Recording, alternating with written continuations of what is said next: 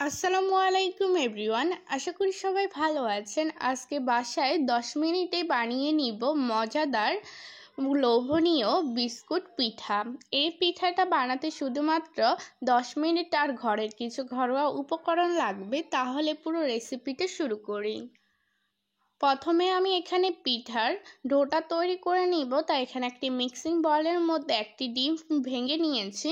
তাতে দিয়ে দিলাম কালো জিরে, এখানে পরিমাণ মতো কালো জিরে দিয়ে দিয়েছি। দিয়ে দিলাম স্বাদ মতো লবণ। এখানে আপনার ডিমের পরিমাণটা যে পরিমাণ বানাবেন ওই পরিমাণ অনুযায়ী দিয়ে দিতে পারেন। এখন আমি ভালোভাবে একটু মিশিয়ে নিয়েছি। ভালোভাবে একটু মিশিয়ে নেওয়ার পর এখন আমি এখানে দিয়ে দিব গুড়। এখানে আমি খেজুরের গুড়টা দিয়ে দিয়েছি। আপনাদের কাছে চিনি থাকলে চিনিটা দিতে পারেন, বাট আমার কাছে খেজুরের গুড় ছিল তাই গুড়টা দিয়ে দিয়েছি। এতে গুড়টা দিলে সুন্দর একটি স্মেল এবং খেতে খুবই ভালো লাগে। এখন আমি গুড়টাও ভালোভাবে একদম মিশিয়ে নিচ্ছি। আপনারা এখানে চিনিটা দিলে অবশ্যই চিনিটা ভালোভাবে গলে যাওয়া পর্যন্ত মিশিয়ে নেবেন। তারপরে এখানে দিয়ে দিচ্ছি কর্নফ্লাওয়ার। তারপরে দিয়ে দিলাম অল্প পরিমাণে আটা। এই দুইটা আমি দিয়ে সুন্দরভাবে মিশিয়ে নিচ্ছি। আপনারা এটা শুধুমাত্র আটা দিয়েও বানাতে পারেন। আর এখানে আপনারা শুধু আটা দিয়ে বানালে এটা মুচমুচে হবে না, আর এখানে কর্নফ্লাওয়ারটা দিলে সুন্দরভাবে মুচমুচে ক্রিস্পি হবে, খেতে খুবই ভালো লাগবে।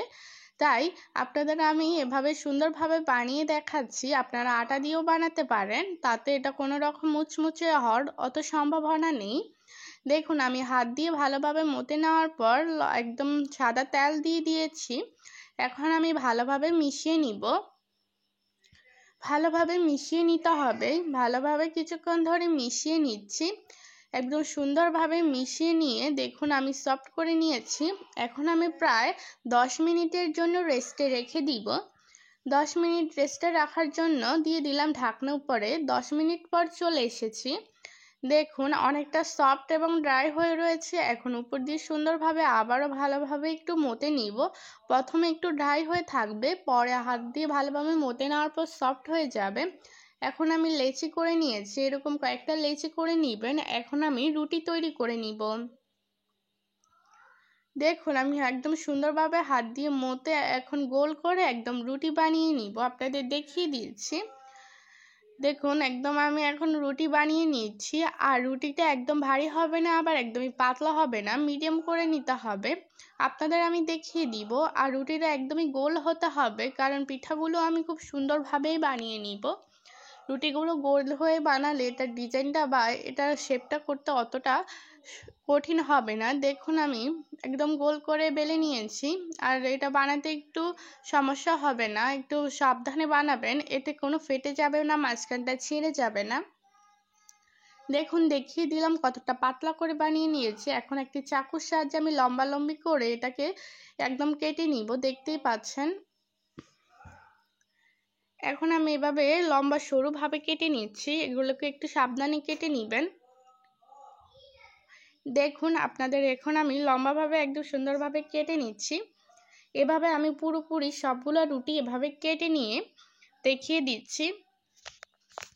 আর আমার চ্যানেল যদি আপনারা নতুন হয়ে থাকেন অবশ্যই চ্যানেলটা সাবস্ক্রাইব করে পাশে থাকা বেল আইকনটি ক্লিক করে রাখবেন। নিত্য নতুন রেসিপি পেতে আমার চ্যানেলের অবশ্যই চোখ রাখবেন। দেখুন এভাবে আমি কেটে নিচ্ছি, সরুভাবে পুরো রুটিটাকে এভাবে কেটে নিচ্ছি লম্বালম্বি করে। এখন আমি পাশে সুন্দরভাবে একটি সুন্দর শেপে, চারকোণের শেপে, চতুর্ভুজের শেপে আমি পিঠাগুলো দিয়ে দিচ্ছি। দেখতেই পাচ্ছেন এই চারপাশের এই প্রথম কোণাটা আমি রেখে দিব। দেখুন এভাবে আমি সবগুলো পিঠার ডিজাইন দিয়ে দিচ্ছি। দেখুন পিঠাগুলোকে আমি এভাবে কেটে নিয়েছি। এখন আমি এগুলোকে সুন্দরভাবে তুলে নিব। দেখতে পাচ্ছেন কতটা সুন্দরভাবে হয়ে গিয়েছে, একটির সাথে অন্যটি লেগে নেই। তাহলেই বুঝতে পারবেন পিঠাগুলো বা ডোটা সুন্দরভাবে তৈরি হয়ে গিয়েছে, দেখতেই পাচ্ছেন। আর আপনারা অবশ্যই সুন্দরভাবে এটা বানানোর চেষ্টা করবেন, এটা খেতে খুবই মজা। এখন আমি একটি থালার মধ্যে তুলে নিচ্ছি। আরও মজাদার মজাদার পিঠা রেসিপি আবার চ্যানেলে আছে, গিয়ে দেখে আসতে পারেন। দেখুন এভাবে আমি সবগুলো তৈরি করে নিব। এখন আমি চুলায় আগে থেকেই তেল বসিয়ে দিব।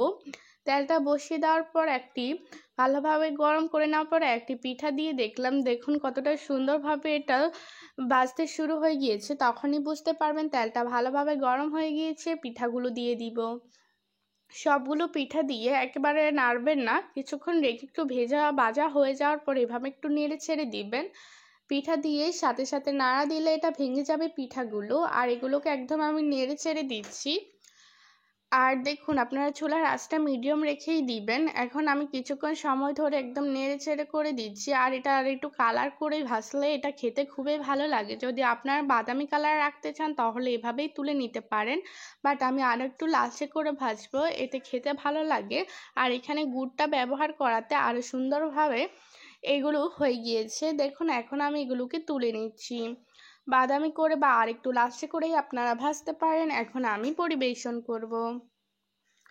দেখুন জাস্ট দেখতে কতটাই না লোভনীয় লাগছে, মাশাআল্লাহ খেতে খুবই ভালো হয়েছে। যদি রেসিপিটা ভালো লাগে অবশ্যই চ্যানেলটা সাবস্ক্রাইব করবেন, পাশে থাকা বেল আইকনটি ক্লিক করে রাখবেন। আমার চ্যানেলে আরও নিত্য নতুন পিঠা রেসিপি দেওয়া আছে, গিয়ে দেখে আসতে পারেন। আর দেখতে পাচ্ছেন পিঠাগুলো কতটা সুন্দরভাবে তৈরি হয়েছে আর এটা মুচমুচে হয়েছে।